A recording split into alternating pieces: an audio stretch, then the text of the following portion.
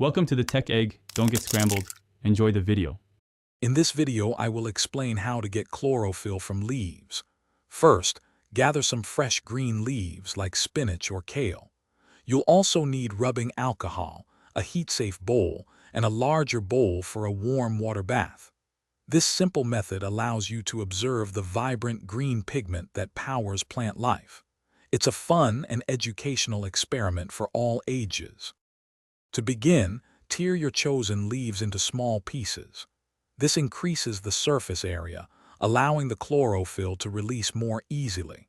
Place these pieces into a heat-safe container, such as a glass jar or beaker.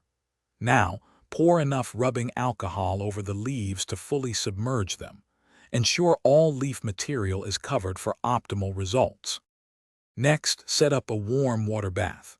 Fill a larger bowl with warm, but not boiling, water. Carefully place your container with the leaves and alcohol into this water bath.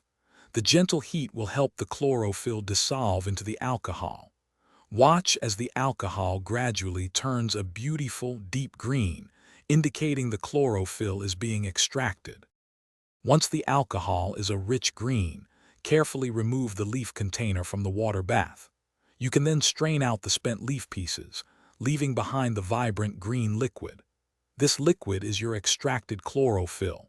You can now observe its color and even experiment with separating it further, perhaps by adding a small amount of non-polar solvent.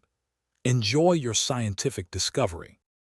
Thanks for watching. Consider subscribing if I helped unscramble your problems.